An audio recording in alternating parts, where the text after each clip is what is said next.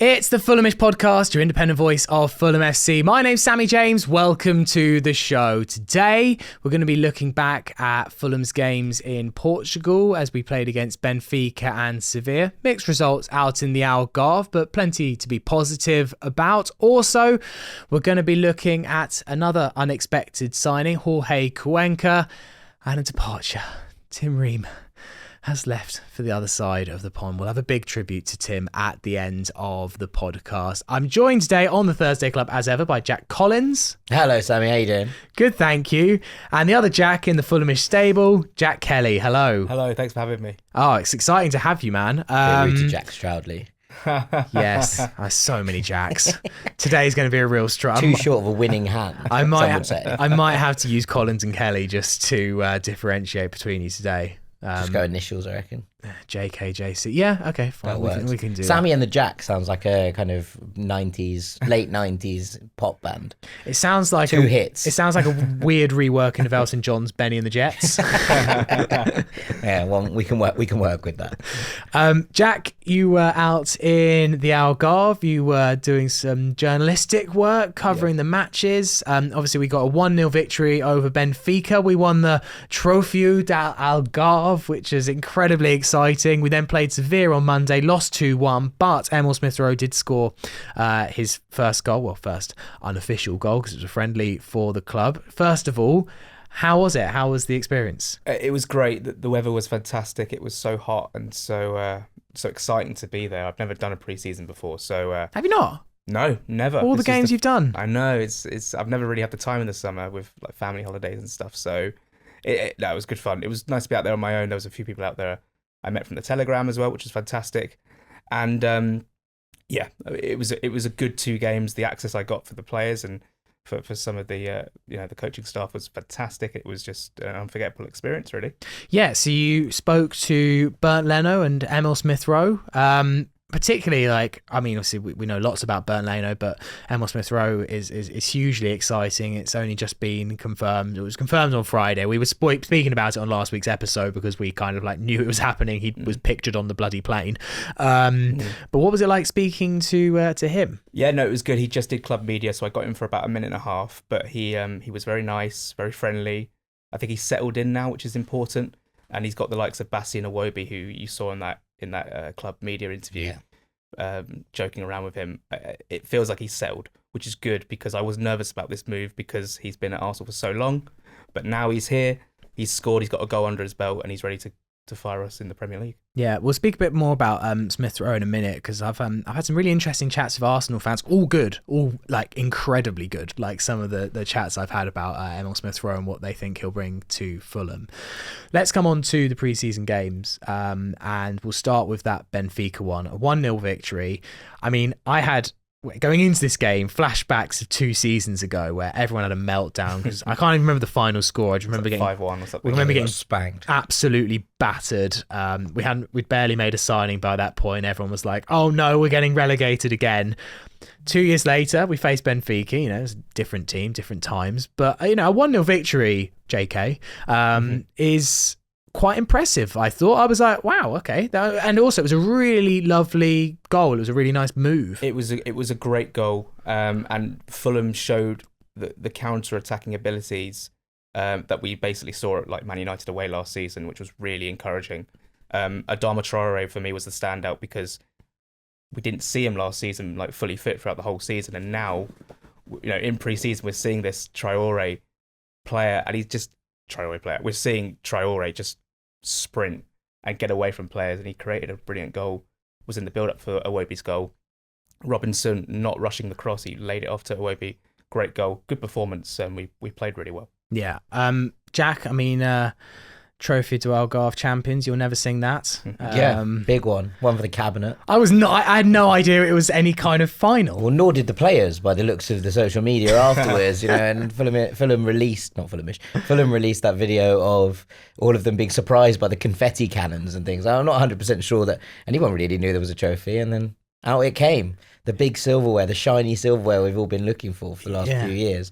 Yeah, I mean, look, nice. We were good for parts of this. I thought it was a very open game. The fact that it ended 1-0 is a little bit bizarre considering how many chances there were at both ends, but it I think it was a kind of nice sense of where Fulham are kind of getting to, and that start to pre-season. You and I spoke a couple of weeks back about the fact that a lot of these games have been behind closed doors, and that we weren't really sure where Fulham were from trying to build that up. The Benfica side were relatively strong, and not a full strength side, I don't think, by any stretch of the imagination, but throughout it, I think we saw quite a lot of rotation in of their strongest 11 and ours too. So watching that competitiveness kind of drive up, and especially in the second half of this game where things started to change around a little bit, I thought was good, and it was a good sign that Fulham were able to compete. And Benfica didn't have a great year last year. I think that's probably easy enough to say, but they're still a very talented unit, and Roger Schmidt's a good coach. So a good test, two good tests, I think, across the course of these games.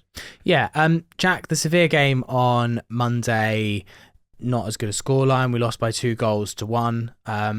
It was a little bit of worrying signs in defence, I felt, for this match. But I wouldn't go as far to say that Sevilla was a second team, but it didn't feel quite as strong as that Benfica team, Benfica team, which kind of felt like our all borderline first squad, team, bar maybe Josh King, which I would be surprised to see him start at Old Trafford. Yeah, I mean, when they made 10 changes, I was expecting a drop-off in performance. I think Pachaziti struggled. I think Harrison Reed as well in that midfield. It was difficult to create. Rowe was basically dropping deep, and that was obviously good to see because that's what our strikers do, but he couldn't link the play at all, and Fulham had nothing in the first half at all, apart from a Wilson shot wide. And yeah, it was a frustrating watch at times, but I sort of caveated with the fact that we had made 10 changes. Then we brought on Smith Rowe and all those players at half-time. Performance was way better, and we got a goal back. We still lost the game, but way more encouraging. And yeah, I'm excited for this season ahead now. Yeah, I mean, Jack, it feels like it's coming together nicely. Jorge Cuenca made his first start, and now, as ever, I'm excited to see who Fulham are going to sign tomorrow, because it seems that we do the first. Only sign players after the podcast. Yeah, we ramble yourself something like this. Every time they dropped an episode, breaking news would happen. I feel it's been similar with us and transfers. It seems to be happening now that by the time that between recording and release of the Thursday Club, something happens. Something drops. Last week it was Jorge Cuenca. I didn't know loads about him. I'd kind of like loosely heard of him. I was like, Villarreal? I think I remember plucking that out before seeing it. And then like almost like blink and he was done. He was starting by the Monday. He had a bit of a defensive lapse in this game. I'm not going to read too much into that. But what was your thinking of this signing? Yeah, I mean, look, I thought he did okay across the course of this game. And there were some really nice moments.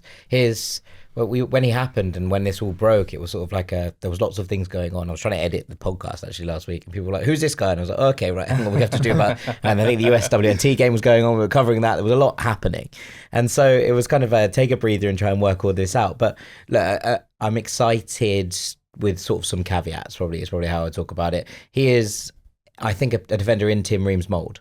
And if they are going for a player who, is not necessarily the most mobile, but very, very classy on the ball, has that ability to step out of defence and break lines, who has that passing range in order to shift things, he's got a great diagonal crossfield pass on him. There's been quite a lot of hype. Well, there was quite a lot of hype around him when he was coming through at La Masia, which is obviously Barcelona's academy.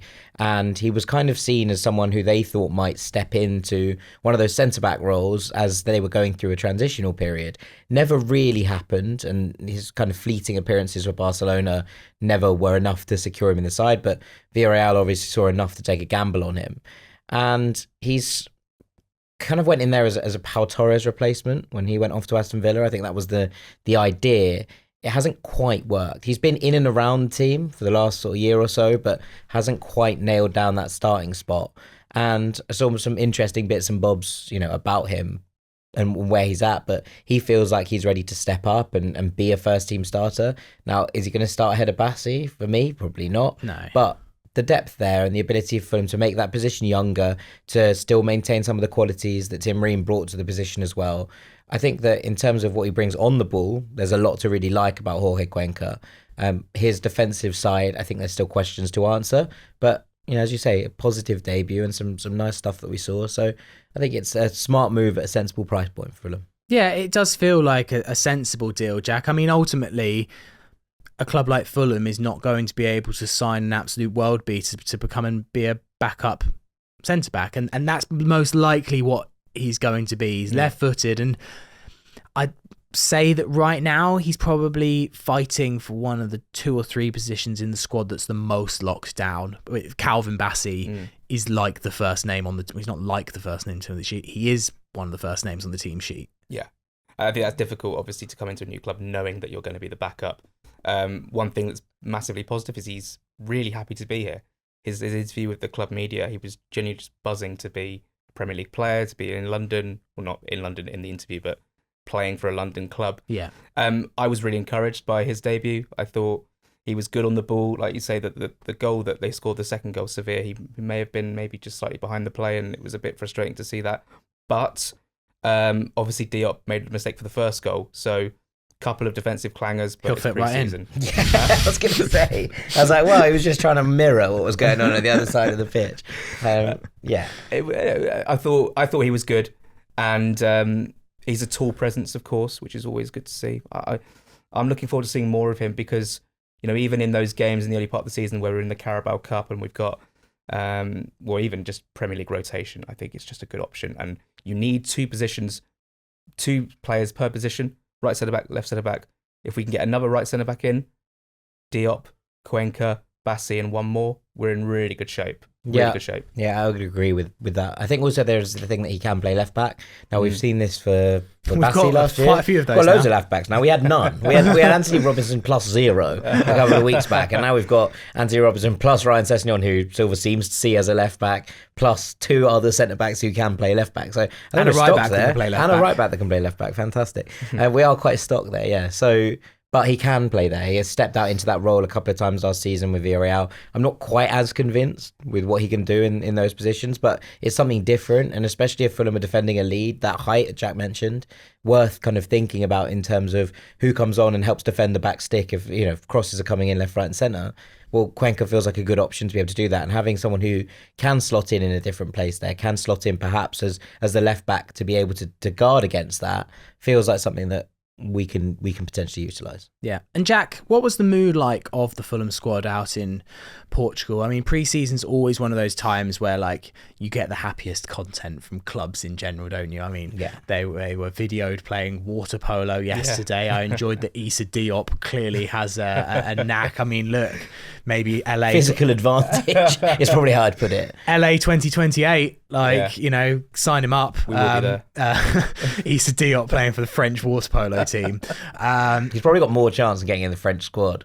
Yeah, I mean, if he wants to adapt his career later on. But what was the mood generally like? It feels positive right now. Sometimes you do get pre-seasons where there's a bit of tension in the camp. It doesn't feel like Fulham have that, but maybe you saw something different. No, from everything I saw and who I spoke to and the vibes I was getting personally, it was really good.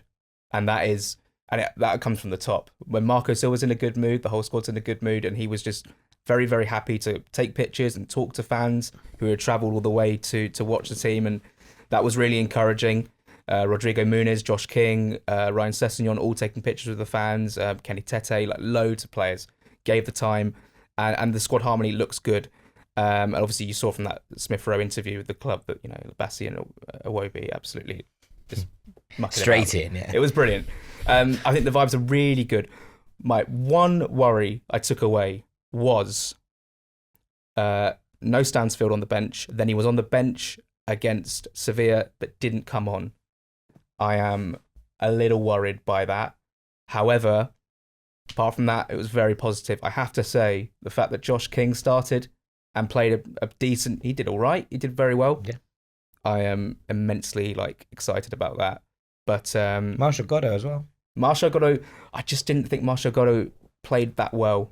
No, but the fact that he got minutes, I think, is important. It's fantastic. Honestly, I think the squad's in a really good place, albeit we need more players in. But I'm very, very encouraged and happy and looking forward to a third consecutive Premier League season.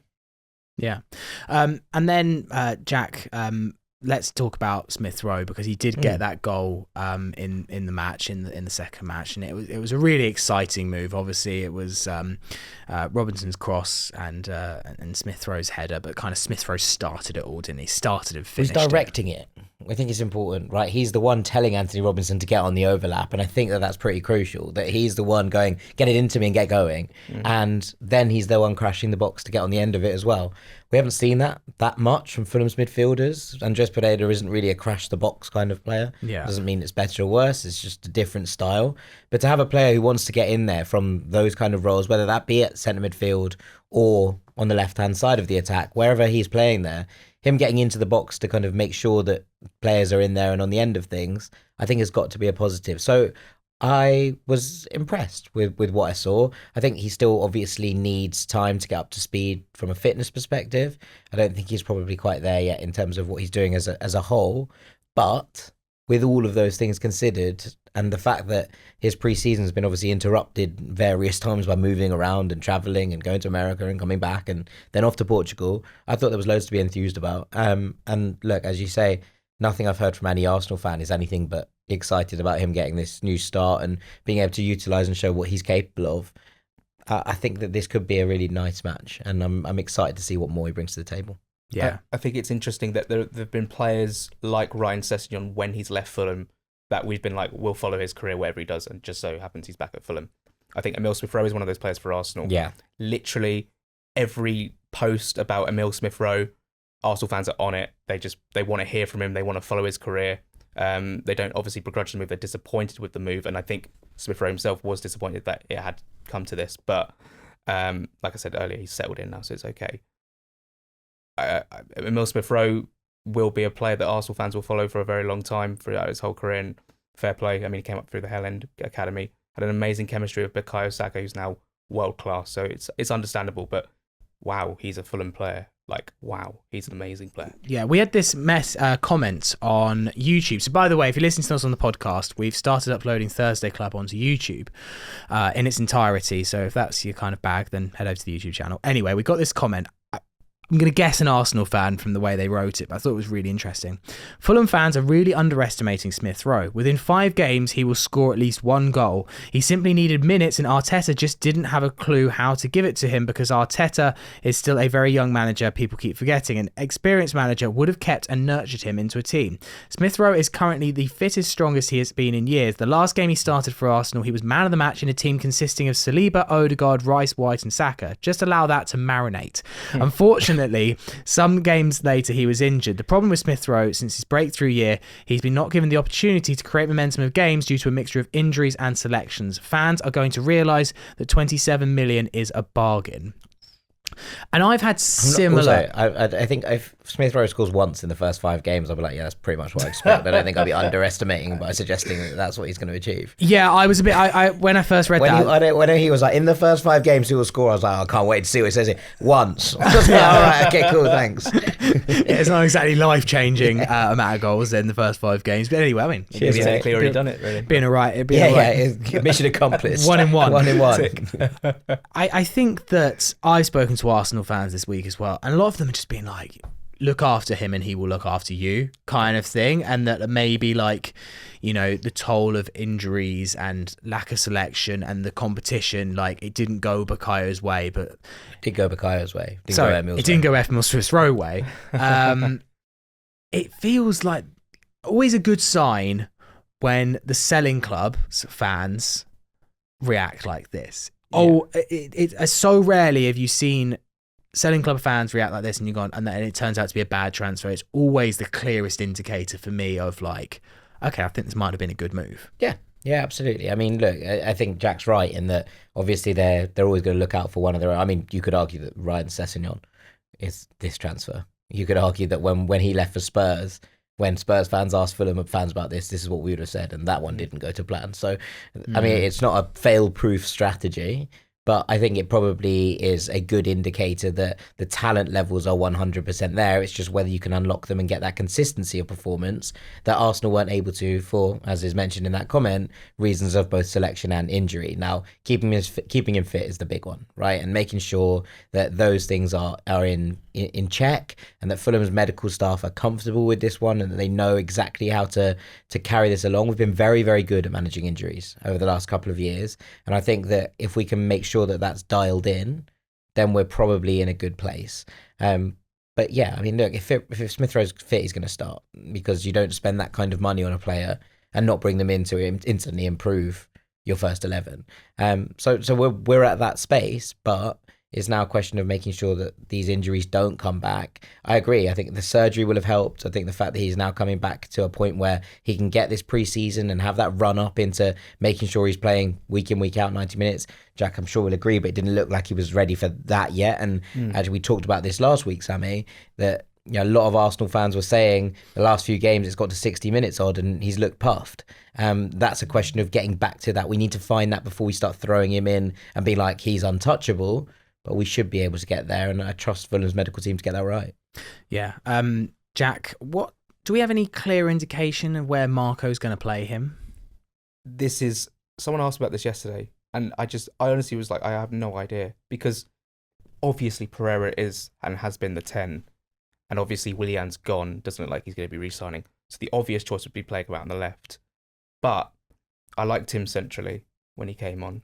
He honestly made such a big difference. And suddenly, if we're now in a situation where we're going to either play Pereira or Smith Rowe, I think that could be a bit of a hindrance, because you'd rather have both on the pitch, in my opinion.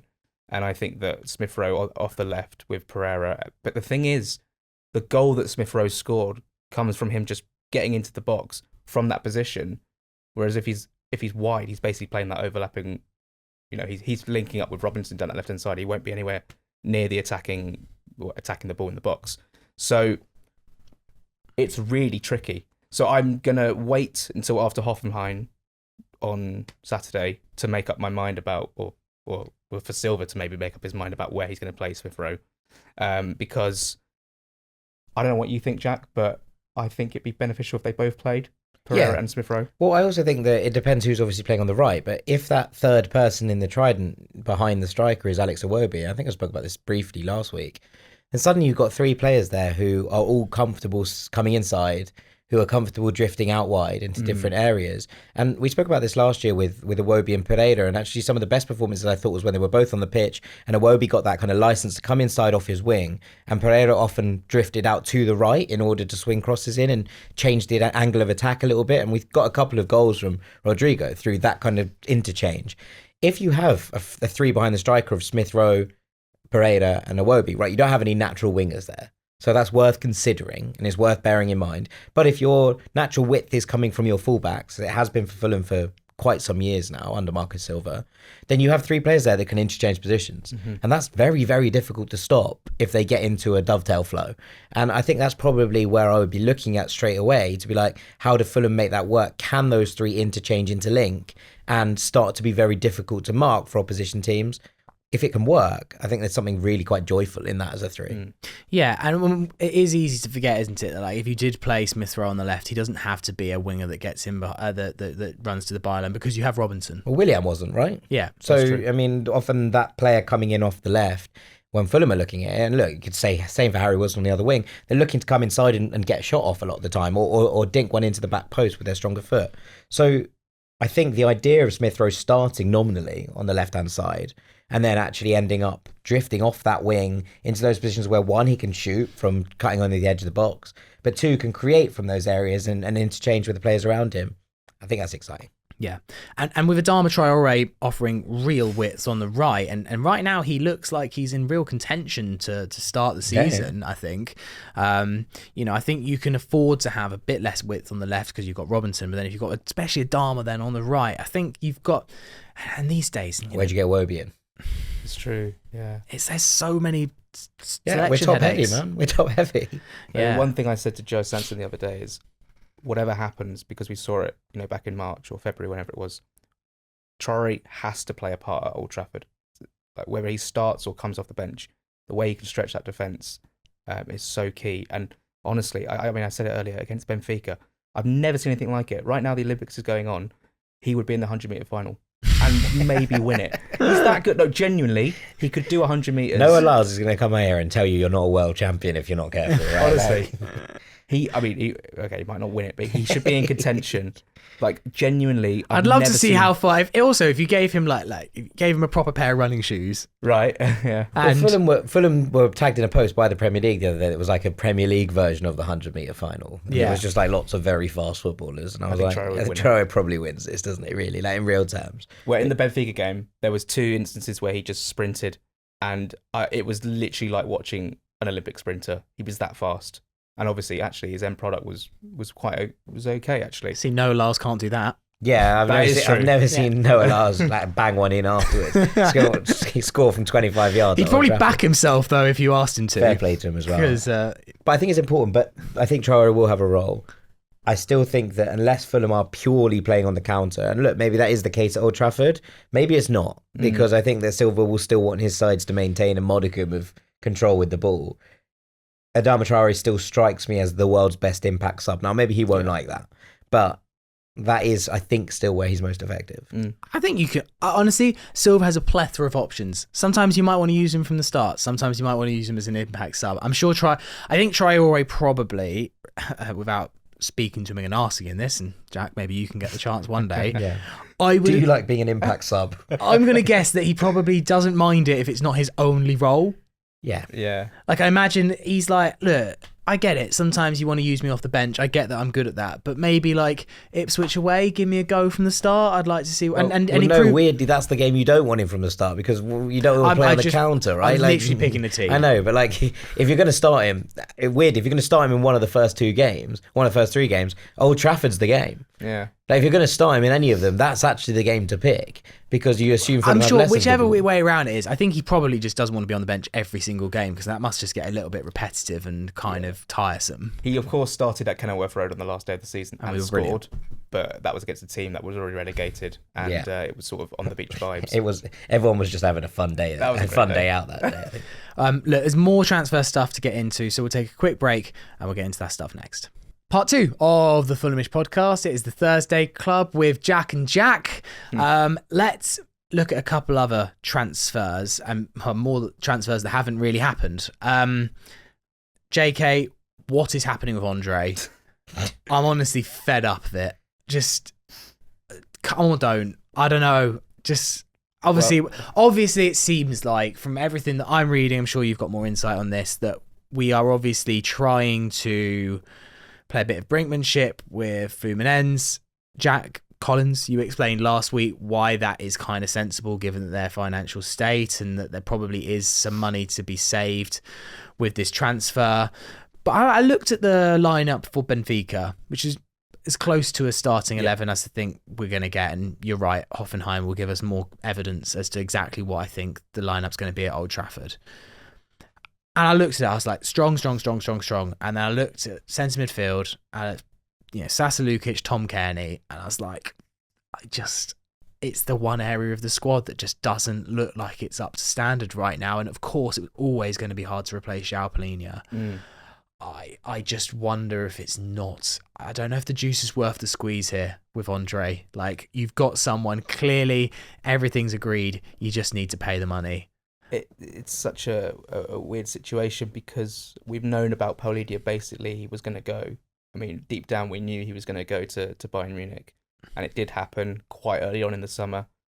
And I'd have thought, okay, great. Now that's done. We can get our replacement in. Andre's obviously been linked. We've agreed terms. This looks sensible. This looks fun. This looks exciting. And yet we're just kicking the can down the road and not doing it. I described this transfer to Joe as the hokey cokey transfer. He's in, he's out, and we shake it all about. I mean, I don't know what's going on. I don't know what's going on. However, we're looking at other. It's the modern day Jason Kumas. That's what it is. It is Jason Kumas. Look, obviously, I mean, I can't sit here and say I've seen an awful lot of André at all. However, the reports coming out of Brazil and people who have seen him play say he's the next big thing. So what I'm scared about is the fact that we're waiting, and I don't think it's off. I just think we're biding our time to drop that price so that Fluminense drop the price so we go in for him. However, I saw yesterday that Man United are now sort of interested as well. I don't know how true that is, but I don't know how true that is either. no, after Ugarte, obviously. That's not the profile. I mean, if United sign him, I would be a bit confused. That's so not the profile that they need, but it is what it is. There does seem to be a bit of panic, an understandable panic amongst the fan base that someone else is just going to hijack this André deal, come in and go like, here's the money you wanted, off we go, and we may have lost our kind of like early advantage in this race. It seems like such an open goal for us, but I don't know. Yeah, I mean, it's a really strange one, obviously, in terms of, as you say, it is going on and off like a light switch. But we've got to that point that they clearly need to sell at some point this window. They are financially in real trouble. They're desperate to sign a striker. And I've watched a couple of fan videos this morning from out of Brazil to try and get a grasp of where the fan base were looking at this. And they were all just like, come and get him so we can sign a striker. We don't want to lose him, but there are pressing issues that we have to worry about. And we've already signed his replacement. So it's all a bit confusing. But I mean, Fulham are going to sit here and play hardball. We've seen them do it with McTominay as well, which is the other one sort of rolling around that, United are basically like, you can have him for 25 and 5, and Fulham are like, no, we'll pay you 25 for him, and that's that. Like, that's what the offer is, and we think we're being fair. And so that's an impasse. It feels like Andre's at an impasse, but these things do take sometimes time to break, and I get why Fulham are holding firm on valuations a little bit, especially with Andre, because it is a question of, you mentioned this last week, Sammy, but he comes in, he's been playing week in, week out. It's not like he's, out of season form. He's going to be coming in, hopefully, and hit the ground running. I mean, if I was Fulham, I'd really try and stir up I'd try to inflame Fluminense a little bit. I'd go across Rio.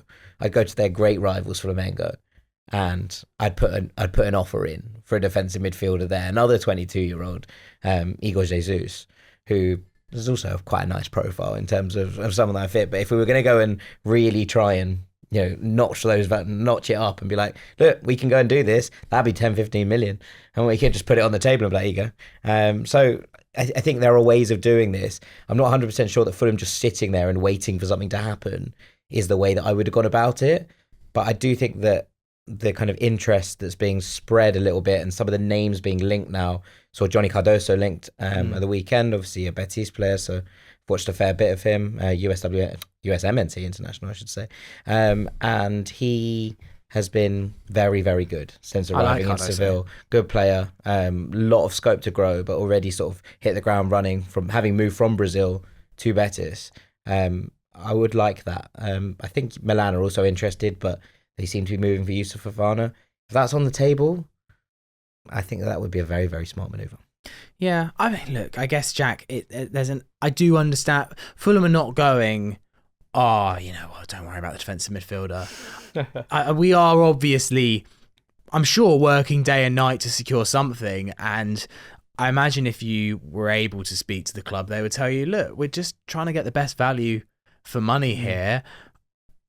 I am just concerned that I think that we've got quite good fixtures in the opening, maybe 5 or 6. Yeah. I think it's a fairly simple start on paper.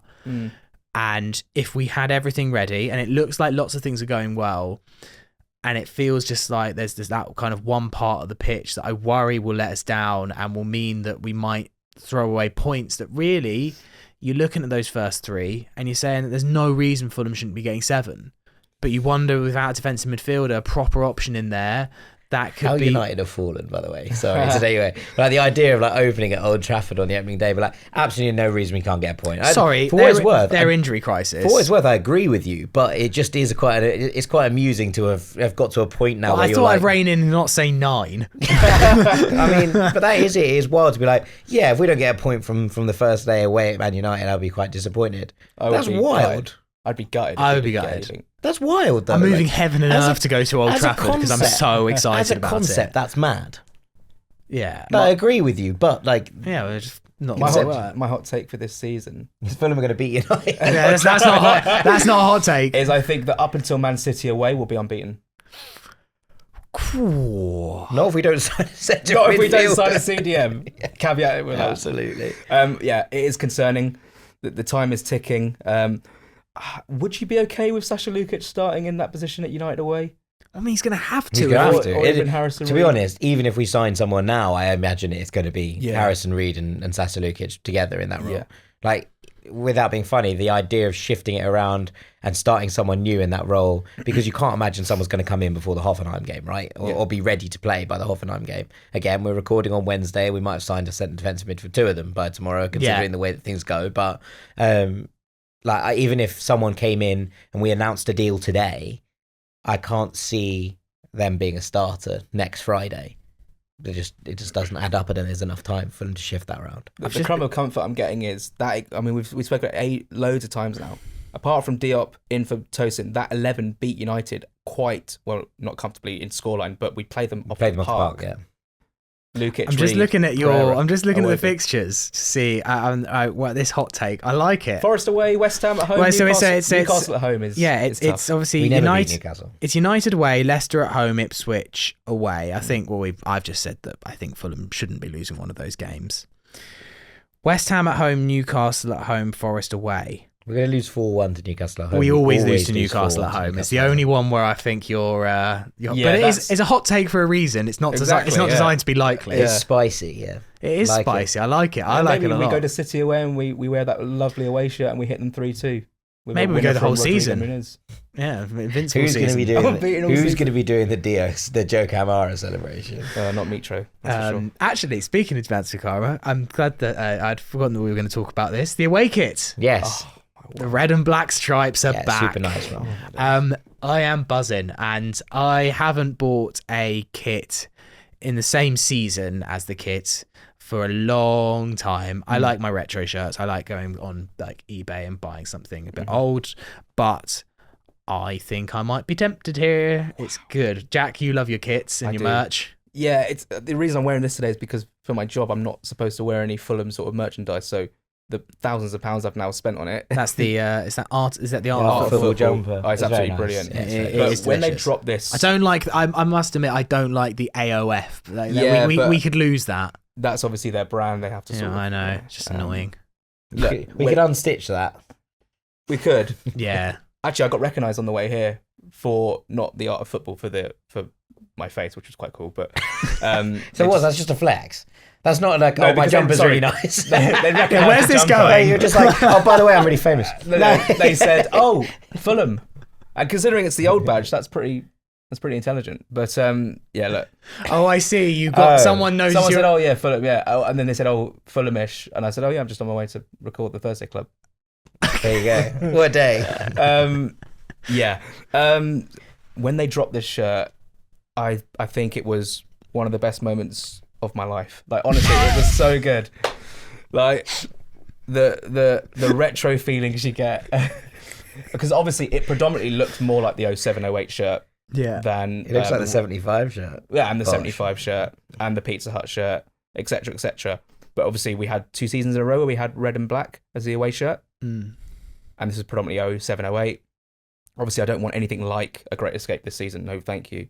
But the vibes it brought back, the Diamanti Kamara winner, the Netherland 2 goals at Reading. I mean, great memories of a great comeback or Great Escape. Yeah, I was just it's something about this is what Fulham's kits should be. Yeah, and I 100%. get it for marketing reasons. We need to drop a pink one and a yellow one and a blue one. Pink and all one was of well them. nice. The pink one was good. I did ask Elizabeth Barnard earlier. I said, "What would you prefer?" Southampton have just released I'd say more of a Barbie pink strip. Whereas last year, I think Fulham was like hot pink. It was very much hot pink. Yeah. Well, but they've released a Barbie pink, and Elizabeth loves anything pink. I said to her, "What would you prefer, Fulham to have Southampton's away kit or the one this season?" And she was like, "Is that even a question?" Because it was the Barbie pink, and I was like, "That's the wrong answer." That is the wrong answer. Brentford in pink as well. Yeah. But for me, Jack, this is what it should be. You know, obviously white at home. I think there's no danger of that ever changing. But no, nice clean white home strip. I think we've got close to that this year, apart from the racing stripes. Not mad on those, and the massive sponsor. But look, we've got to pay the bills. And then red and beds. but red and black stripes. That's classic Fulham. Yeah, for me. 100%. Just red and black, white, and then red and black. They're the things. It's weird, isn't it? Because you think about traditional kits than the ones of your rivals. Obviously, Brentford wear red and white, and they're their traditional kits are slightly different. But QPR's traditional away kit is also red and black, blue and white hoops to begin with, red and black hoops to. And Fulham having the same one is just a bit mad. Chelsea's obviously traditional away kit is yellow. So I was just sort of thinking about it and looking at the different things, but it's just something that struck me. I love a red and black kit. My red and black GMB from, I think it's 98, 99, is one of my favourite shirts that I own. Got a nice run out of Glastonbury this year. So, yeah, I mean, I'm very excited. I think it's a lovely kit and I'm very happy. Yeah, I'm going to definitely... Put a Wobie 17 on the back and get me in it. Setting on 30 for me. I mean, that is just beautiful. I don't know. I don't get a player on the back. The only one I've ever done. We are grown adults, to be fair. The only I also don't, but I am thinking about putting a Wobie 17 on the back because vibes. The only one in recent years that I was tempted to get was Kamara 47, just because I thought it was jokes. I did get Danny Murphy 23 after he saved us at Portsmouth away, just in honour of Danny. In that very shirt, of course. Yes. Let's discuss Tim Ream, because thank you, Fulham, for timing it just before the podcast came out. But obviously, really kind of sad in a way, but it's something that we know is happening, and it probably is the right time. I imagine is going to be the conclusion. Yeah. Tim Ream to Charlotte in MLS. It's been confirmed. It seemed like the reports were effectively that this was green lighted a while back, but Fulham wanted the replacement before letting him go. Seems sensible. We've signed in Jorge Cuenca, and that means that Tim's time at Fulham is over. 9 years at the club. He joined us in 2015 from Bolton Wanderers. One of those signings that probably even struggled to make the BBC Sport website at the time. It must have been so under the radar. He was Bolton's player of the season when he arrived. And Jack, what an impact he has had.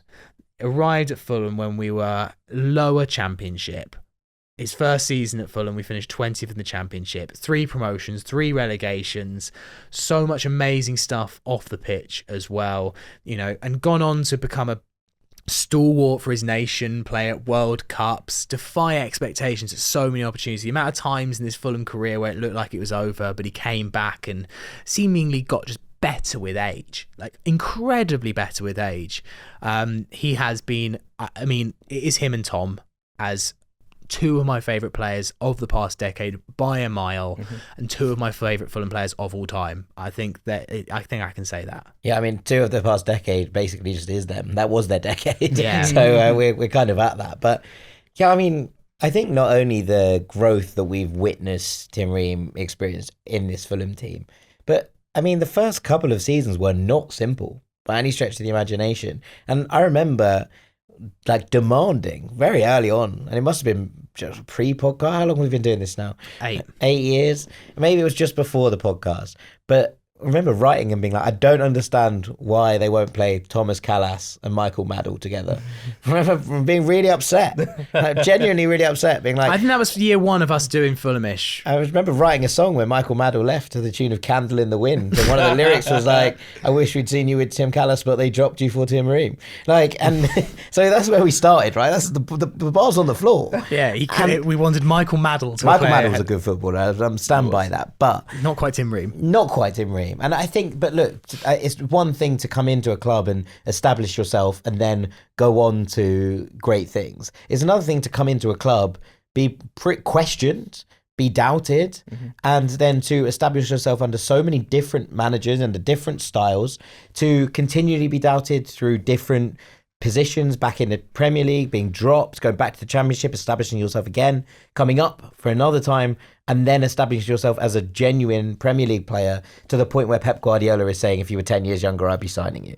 Like, the growth, the dedication, and the leadership that Tim Ream has put in this football club over the last decade is, I mean, just truly something quite incredible. And what a servant, what a gentleman, what an ambassador for the club, what a leader in times of trouble, someone that people look to, how well he spoke. We talk about the things that he did with the foundation in the community.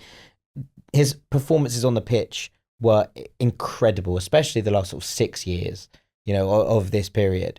But all of that, I think, pales in comparison to just what a good person Tim Ream seems to be. What he gave to this club off the pitch, what he gave in times where things were very difficult in terms of someone to band around, what he gave in terms of leadership, how he helped different coaches come in and settle by being that rock on which they could base themselves. I won't be able to do it justice, I don't think, in the kind of moments we have left. But I will really, really miss Tim Ream, and more than just what a brilliant footballer, what a brilliant centre back. He was both of those things, but a truly phenomenal person to have around the club. And yeah, I'm going to miss him really, really greatly. Yeah, he's had lots of like real ups and downs. Obviously, the first time when he came in, I think people were like, who's this guy? Like, Richard Stearman as his partner. Oh my God, the amount of centre-backs he's played alongside. Yeah. You could probably... Someone should. We should look this up. Someone should compile a list of the amount of centre-back partners Tim Ream must have had over the years, and some of them must be like rogue as hell. Was he here with Nikolai Bodorov? No, that was that before? Yeah. He might have just missed the Bodorov bullet. But also, like, Jack, like he promoted with Scott Parker and then just like instantly dropped for kind of Joachim Andersen and Tosin. And at the time we all agreed with that because Joachim Andersen was a Rolls Royce of a football. I never forget Tim Ream coming back in, United away. It was in the COVID season. There was maybe like 1,000 people in the crowd. Joe Bryan scored an equaliser. I am ashamed to say it, but I tweeted and said, oh God, this could be a cricket score. Tim Ream's playing. And like, he actually played really well in that game. And then Marco Silva for that promotion season just absolutely fully was like, no, this is Tim Ream. And even at the time we were like, well, yeah, maybe we should be finding a replacement for Tim Ream. And Marco never, but he just kind of kept putting in performances. Then we got promoted again. Yeah. And I was like, well, it won't be Tim Ream. Yeah. You can't do it in the Premier League. And then it was that season for me. It was that Premier League season back where he was a rock at the back for us that I think solidified Tim Ream. And the time as well where he was becoming such a kind of like instrumental part of the club, off the pitch as well. He really defied expectations at so many avenues. Yeah, I'm so pleased that we got to have him for 9 years, and so pleased that we got to see a roller coaster of a sort of a career at Fulham, ups and downs, but obviously ending on the highest of highs. Really, you talk about that season in the Premier League under Silva, and the goal at Crystal Palace on Boxing Day was really special. I think because it was like, wow, Tim Ream. Not only is he playing a well centre back in the Premier League for Fulham, who are doing really well in the Premier League, but he's just scored in front of the away fans, and it was a really special moment. Ream's obviously had some difficult moments. That own goal against Leeds in the 1-1 draw where Kenny had to save us in the last second. That was obviously a difficult moment for him. Moments, of course, where the fans have just said, look, if we're going up to the Premier League, like you say, we cannot have Tim Ream at the back. And I think the 18-19 season was obviously difficult for him. Honestly, I don't know what to say. It's actually quite emotional because to have a player with such strong mentality when the chips are down and prove everyone wrong over and over and over again. And he said that. Me and you did that interview with him, didn't we, in 2021? Yeah. And he reads it. He knows what's out there. He knows what's said about him. Yeah. And I'll never forget, it was me, you and Farrell, and I think we were all being very nice to Tim. Why wouldn't we? We were chatting to Tim Ream. And he said something like, basically, I don't believe that none of you doubted me, because he knew, I think, and maybe he listened, who knows, but I'm sure there are podcasts going back through the 600-700 that we've done where we said, I don't think Tim Ream's got a future here. Best believe I went through my Twitter before we did that interview looking at all my Tim Ream tweets going, shit, should probably delete that. No, because and that's why the trajectory, and that's why his career has been so special, because obviously it's not nice, I don't like slating players at all, but when performances are bad and when emotions are high, you do say things that maybe, might not be correct or true, but they're just what you feel at the time. And Tim Ream's just sort of taken that as sort of motivation and just completely turned it around. Like he played against Luton Town on the last day. That was his last game for Fulham, and he was again really good. Tim Ream again. Tim Ream, that was great, wasn't it? That was a good day. Second time we mentioned that today, but like, up until the last second, professional, quality Tim Ream. Brilliant. Yeah. Where do you think... Well, I mean, obviously, where does he go from here? He goes to Charlotte and he plays in MLS. I'm sad that he's not going to St. Louis. I know the way that MLS works with discovery rights and all that, but just going to his hometown club, who obviously have only really come into things recently, only came in as an expansion team last year. It would have been such a nice story. Now he's going to play under Dean Smith. And I would like to go and see him play for St. Louis. That would have made me really happy. Yeah, and he is a lovely bloke. I was very lucky at the end of last year. Myself and George worked with Tim on his American Dream podcast, and so I was such an honour to just chat a little bit with Tim it was like once a week on a Wednesday for like a couple of minutes, chitter chatter beforehand, and he an absolute gent, and really well loved as well by his Fulham teammates and also his US teammates, just like really respected. I mean, Jack, it probably is the right time though, do we think, or could have we held him on to him for what? I would have loved one more season. From a selfish personal perspective, to have got to the decade, I think would have been beautiful, and to get that one of the testimonial. Get that testimony. I mean, he should get a testimonial. Should get one anyway. Like he should get one anyway. But that would have been really nice. But from his perspective, I can absolutely see this. Go in there, re-establish yourself as a first team starter. Go and have 2 good years in MLS and keep yourself in that conversation ahead of the 2026 World Cup. Now, do I think he'll be a starting player for the USMNT? Probably not. But would he still be a useful player to have in and around the squad in terms of experience, in terms of depth, in terms of leadership? I can absolutely see it. So from his perspective, getting himself playing regularly again, which at this point I think he knew was probably unlikely with Bassi taking that spot ahead of him, I can absolutely understand it from his perspective. Yeah, and that was another tough moment for him. I think like Bassi taking his spot was tough last season. I think he probably would accept, and in a few years we'll go like, yeah, I can totally understand it. Like Bassi is an absolute monster. It's particularly and like the game where he kind of lost his place was the 5-0 against Forest as well. So Bassi comes in, we win 5-0 and we won 5-0 the next game. It was so and it wasn't to drop him off. Yeah, it was undroppable performances as well from Bassi at the back, and I think that was probably the moment that like where Tim realizes, okay, I am officially not a first team player anymore, because like apart from like Bassi going to AFCON kind of gave him a little bit of a sniff again, but he knew that as soon as Bassi was back, and if Bassi is fit, then that spot is almost certainly his. I personally do wonder if like 2026 is going to be tough. Of course it's going to be tough in terms of getting in terms of like now 2 years of MLS. Sure, but like, and it depends. It depends all who the depends next who the USMNT manager is as well. But like, I think that there is a sense that things are starting to turn in terms of how MLS is perceived within the camp, and that's slightly different. And maybe, but also it's not just him having 2 years at MLS. It's Tim Ream with that experience behind him as well, right? Yeah. It's not just okay, he's gone and moved out. He's also gone and do these things, and now he's in here playing every single week and showing that every single time. That's as important now, I think, as anything else. That's in his kind of background, and he's got that Premier League experience. He's got that to show for it. And then if he's still playing week in, week out, I think you can make a legitimate case to be like, hey, I did this so I could be here and fit and ready when this came around. I think it gives him an opportunity that he probably wouldn't get if he stayed another year at Fulham. No, exactly. He played 312 times for the club. Didn't score loads of goals, but he did score 1 goal in probably the worst game of football I've ever seen. Preston won, Fulham won. It was the worst game. With like 3 handballs in the build-up to the Preston goal, 12:30, snowing, train strikes, still managed to get up there, freezing cold. The whole squad was ill. Having to be in Lancashire. Having to be in Lancashire as well. Having an argument with a Preston fan after the game in a kebab shop because he thought that we weren't that good. And I said, look, we're going up. And we did.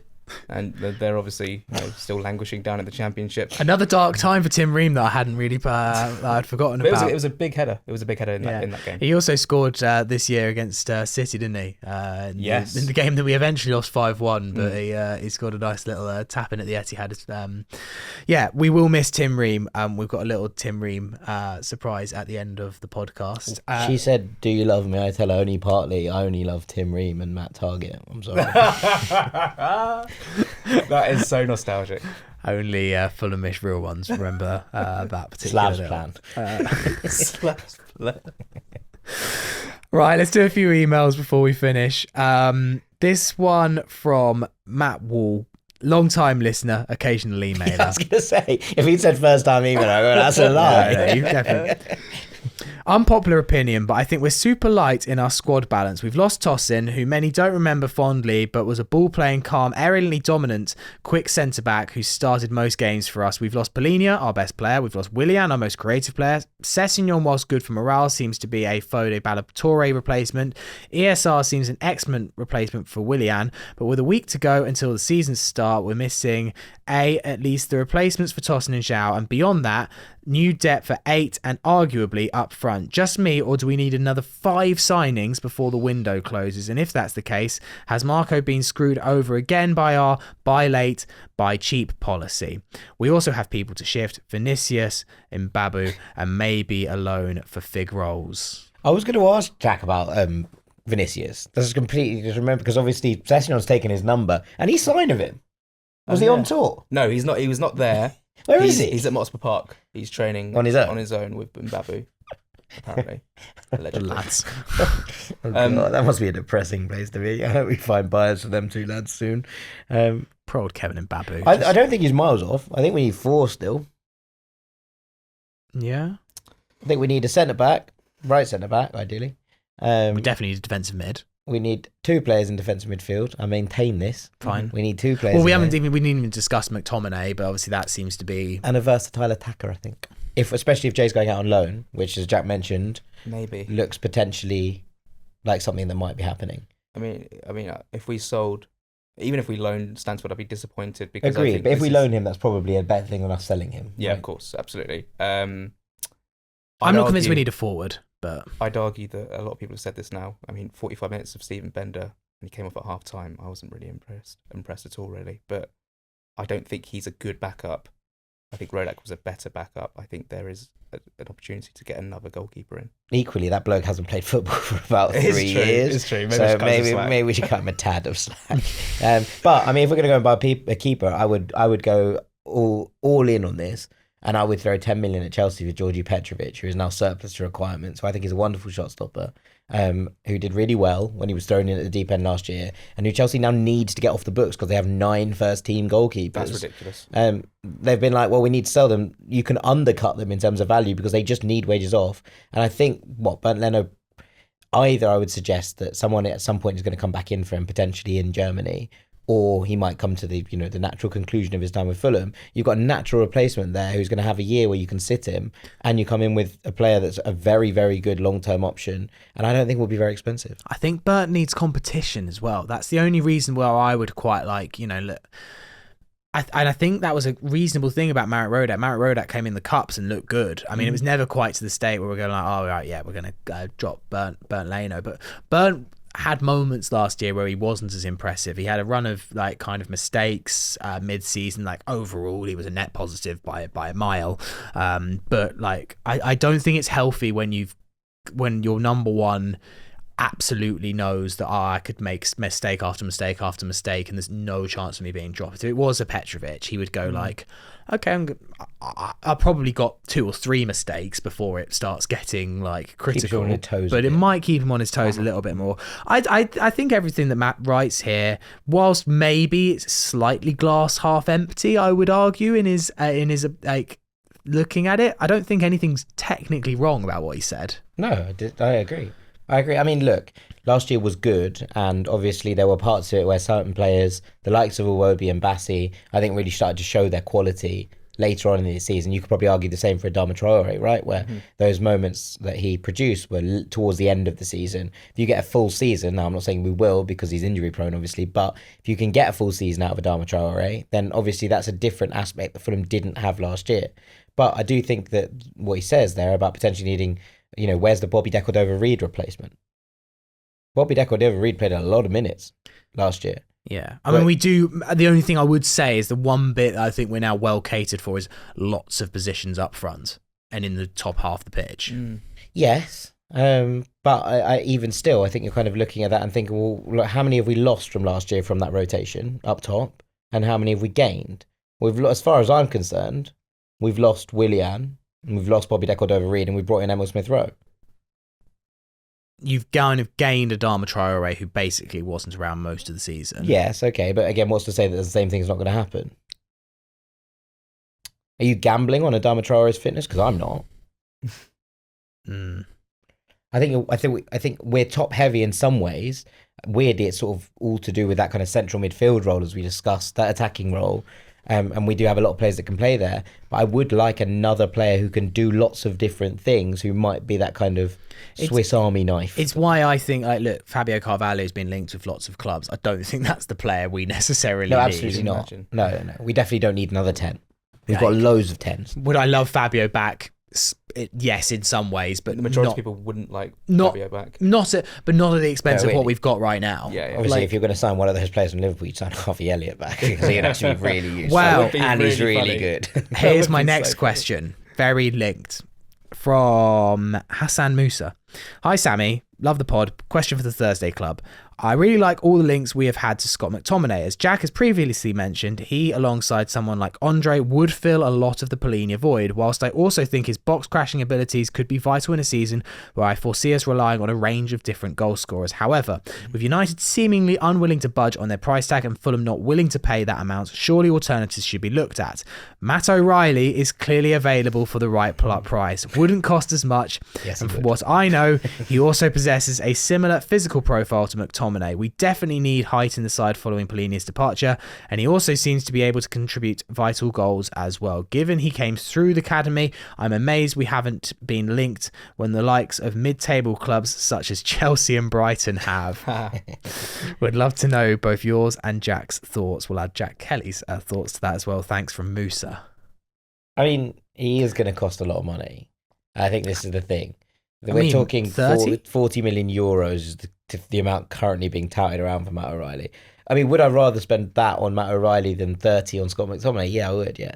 Yeah, he's got a lot more sell on. But I still think it's going to be expensive. So if we're looking at cutting down budgets and values, etc., then that's not going to necessarily add up. Do you think politically it looks bad for us to spend best part of £40 million on Matt O'Reilly? I mean, also, there is a famous never go back vibes. It's a bit Pogba, isn't it? Let him go for free. But sign then him back again- at a world record fee, club record fee, and then let him leave again on a free in 3 years' time when he I'd runs like down to his think Matt contract. O'Reilly's attitude might be a tad better than Paul Pogba's. I just think it was the wrong fit at the wrong time, that one. But look, I like Matt O'Reilly a lot. I've loved watching him at Celtic. He's a phenomenal footballer, and he has been sublime. I think there is a sense that there are certain clubs looking at him. Atalanta are one of them, and there's a couple of others sort of sniffing around. But I do think that there is quite a high chance that Matt O'Reilly stays at Celtic this summer. He's found somewhere where he's obviously able to play Champions League football. He is winning trophies. He has been given the captain's armband a lot in pre-season. He's got himself, he didn't obviously make the Euro squad, but there was a lot of consternation about that in Denmark. And there's a lot of support for him to be in the national side, which he has been part of for the last couple of years. I think there is a sense that Matt O'Reilly's at a really good spot in his career, and to break that up right now feels like a bit of a wild thing. If someone's going to go in for him at 30 million, that bid gets accepted, then Fulham should make an offer. But I don't necessarily think the political sense of it is going to overtake anything. There's a little bit of being like, we should have obviously dealt with this better, but so much of that to do with managers that are no longer here. So you can't necessarily be like, oh yeah, you can be like, that's annoying. But I mean, I'm laying that at Scott Parker's door in the same way that I have done since the moment Matt O'Reilly left. And I think the club would probably have to do the same. Yeah. I mean, there's not much to add to that apart from the fact that I don't watch loads of SPL football, but every time I see Matt O'Reilly score, I get more upset with Scott Parker. Yeah. You must be really upset with Scott I'm Parker. He very scored upset. about 22 goals Yeah. last year. I am Phenomenal footballer. Whenever Burnley concede this season, I will be there. No matter what. No matter what. No matter O'Reilly. Final one. I mean, this is just random as hell, but I kind of weirdly enjoyed it. From Nicholas Sandal. Hello, podcast. Can Fulhamish and supporters please start some sort of campaign for Tottenham to re-sign Josh Onuma? Now that Cess is back at Fulham, I think we can all agree it's time to get things back to normal. That's from Nick in East London. Yeah. Alexa plays Samba de Jonoma. Josh Onuma currently is a free Clubless, agent and is being kind of touted with a move to Blackpool in League One, but they're not sure he's the right fit. And I was kind of like, I'm amazed, really. And it's completely off topic to be discussing the trials and tribulations of Josh Onuma, but like, It's on brand. I mean, obviously he had injury problems, but like, surely at League One level, clubs should be absolutely snapping him up. That was actually quite a long time ago. Like we're talking, when was the season that Josh Onomah was excellent? It was COVID, right? It was 1920. Yeah, and 2021 he was good as well. I mean, that was famously... Oh, no, it was 1920, sorry. 1920 he was good, and then basically couldn't play when we got promoted, and then didn't do very much after that. So he's 27. But we're talking 4 years since Josh Onomah's done anything of note. Did he get a spell at Sheffield Wednesday? Yeah, he's had a couple of... He was at Preston last year. He didn't set the world on fire. I mean, moving from Preston to Blackpool would be quite something. I don't think Preston are going to be losing too much sleep over it, though, are they? I don't know, man. Preston to Blackpool's a pretty tasty little derby. That is, yeah. Yeah, I get it, but like you let him go, free transfer. Yeah. No, anyway, they weren't like that. The old Tangerines and PNE hate each other. I mean, it was a real... When we got him, it was a coup. He was great. We'll never forget that goal against Cardiff. Yeah. Just the magic moments. Josh Onomah's magic feet. Sorry, Josh scored 3 really important goals that season. He scored the winner against Leeds at Craven Cottage. Yeah. The winner against Birmingham. One of the first lockdown games, yeah. Yeah. Me and you watched that together, Jack. I remember, never forget that day, because we watched the game and it was like the first weekend they opened the pubs. And we went to the first day. We went to Putney afterwards and we're like, freedom, Josh Onomah. Having a great time. He also scored in a 2-0 win against Cardiff as well, in that same, just a couple of weeks later. And then, of course, he scored, like you say, in the playoffs against Cardiff. He loved scoring against Cardiff, What didn't he? a goal. What a man. That was. I know. We're in the golden line for that. Obviously, it's in lockdown. Everyone's like, okay, Fulham score, you got to, just stay calm. We did not stay calm. I mean, what a goal that was. Narrator. We were in the Duke of Cornwall, I think. Not for that one. I remember I was actually working at the time when Josh Onomah did that, trying to celebrate whilst also producing a radio show. I was in the Duke of Cornwall. Yeah. Great fun. Great days. Yeah, no, I mean, I don't disagree, Nicholas. The world should return back to some normality. Sessegnon is one part of that. I think Onomah to Spurs is ambitious, but you never know. We could give André a ring. Good luck to Joshy, man. Yeah, I hope he gets a club. I really hope he gets a club. Right, before we finish, we wanted to play, because Tim's departure has been made official today, one of the greatest this will catch on. The greatest. You've said that you do have about 5 favourite this is the GOAT. This is the OG GOAT. I know a lot of people like the Tom Kearney song. This for me, this is special. All right. Well, we wanted to play it. Stick your headphones on. We can all enjoy it together. They're just behind your sofa there, boys. This is Ishan Mahabir, who sent us This Will Catch On. It's just behind the sofa there, Jack. There you go. We want to listen to this together.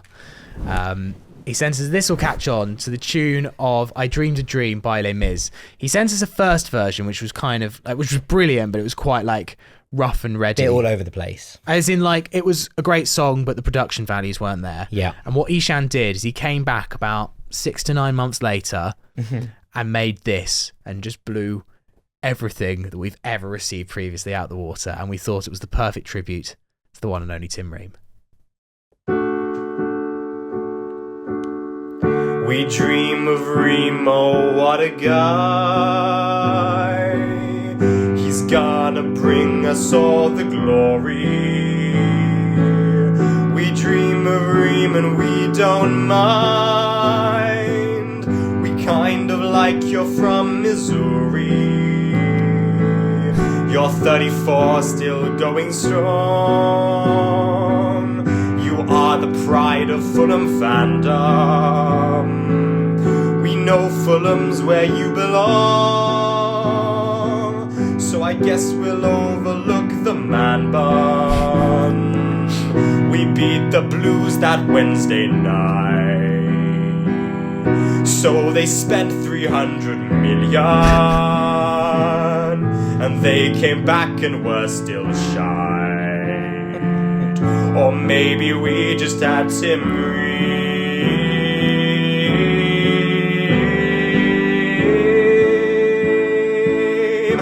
We'll admit that we were scared. Scott Parker made us all so brittle. We really do, we love your hair. Anderson's wasn't even that good. forgot about that bit. Well, look who's laughing now. It's never over till it's over. You start each game and make us proud. You'll never be Pep Guardiola's. We had a dream Tim Ream would be so different under Marco Silva. Now he don't concede, and maybe we'll win the Premier League. Oh, Wow. it is. That was really special. It is so good. And it's still one of the best we've ever got. I'm emotional. I don't know about you. I don't know. I can't do this. It was sung in the way that you would see at a theatre, and it's very good. And when they make the musical of Tim Ream's life, Ending which with they, like, which they should. Ishan, you've just got Brit School approval. You're good, man. Yeah. like Tim Ream the musical. Let's get on it. You play the piano, Jack. I play a bit of piano. We could make this happen. Well, Tim for- Ream the musical. I reckon Cooper and I could put together a libretto. Yeah, For like the third time at this podcast, I will be saying we will be there. we will. The next live show at the Half Moon will not be a live podcast. It will be Tim Ream the musical. Maybe we should actually just do that. Yeah, let's No, go seriously. for it. Let's. I think it'd be really fun. You could have like a dark number about the time he got dropped by Scott Parker. Yeah. The time he had to partner Richard Stearman. It'd be like Joseph in the Technicolor Dreamcoat, just like song into song into song. Yeah, into yeah. song. No words, just songs. Joseph was the first musical I was in, and I got really confused because I thought Lily Allen's now a Fulham fan again. Yeah, Maybe we'll we bring get Lily her back. get Well, back. what we should do Come on, is Lil. we Smith. should ask the club when they're going to do. They will do a Forever Fulham for Tim Ream, surely, and then we get him down to play his role. What, just he Isha? could be Tim. He could be Tim Ream in Tim Ream. He doesn't have to musical. sing; he could just like act, and then we just sing around him, and he just kicks just the ball. Ishan in the middle of the pitch with the grand piano. Oh, imagine. Imagine if it was a nighttime game as Yeah. well with the new lights. We just have the spotlight Pre-match on show. Ishan. It's like that guy with that's the, the it's like that pre-match guy with the show. violin before Yeah. the Europa League shows. That's the pre-match show we really want. Tim Yeah. Ream the musical. Make Fantastic. it. Make There we us, go. make Make us dream. That'll do for the podcast today. Just quickly, Jack, you're heading out to Hoffenheim this weekend I am, yeah. to cover the friendly. Excited? Yeah, I'm going to try Curryverse for the first time as well, so I'm really Brilliant. excited. Never done it before. How many? One or two? Probably two. Probably two. I actually haven't been to Germany since I was 3 years old, so yeah, looking forward to it. Okay. My only advice from the Euros is have fun on the trains. The trains we find now. I think the trains will be, because I actually have to get very specific trains to get back Yeah, from the they're, flight. you won't be able to get those. But Yeah. whatever train you want to get. Get the one before it. Get the one before it. I've actually, I've amended them already. So, Oh, right, yeah, good. it should be good. I mean, it's an interesting one because Yeah. this is the last one before Hoffenheim. Hopefully, if we manage to catch Silver after the game, we can get some really good words from him. Some good lines from him. I think this is the one. It is always the final, and normally this one is at Craven Cottage. It's not because of all the building works that's happening, but this is normally the one where you kind of go like, okay, that's likely what we're doing against United and The Ryan Sessegnon testimonial game. Yes, There you go. already up against his former club. Exactly. Here we go. Right, that'll do for the podcast today. On Monday, we will have a post-Hoffenheim podcast with all the reaction to what happens in the friendly. Then this time next week, it is the season preview. From the Crabtree. Well, this is... Okay, what do you want to do? Do you want to do the... We're doing this live. All right, cool. Yeah, I think we should go to the Crabtree. It's because, I mean, we've done it for the last 2 seasons, and we've stayed up in both of those seasons. Fine. So to not do it at the Crabtree, I think, is inviting chaos. All right. Me, Peter, Jack, Crabtree, season preview, Bring predictions. the GoPros. We're on. Yeah, we'll head straight to the Crabtree. And thank you, gents, for being on the podcast today. Jack, lovely to have you here Yeah, today, man. We'll this do is great this fun. again. Yeah, and you'll have 2 season previews because obviously Jack and Joe Yes. will do one as well. Yes, So obviously, Jack and loads Joe of show. content to come this week. And Jack Collins, thank you as ever. Thank you, Sammy. Always a pleasure. All right, have a lovely weekend. If you're heading to Germany, safe travels, enjoy those trains. And if not, have a lovely weekend, whatever you're doing. The final weekend of the season, Sons, Fulham in the league matches. So, yeah, whatever you're doing, have a great weekend and lots to come next week. Until then, come on, you whites. You whites.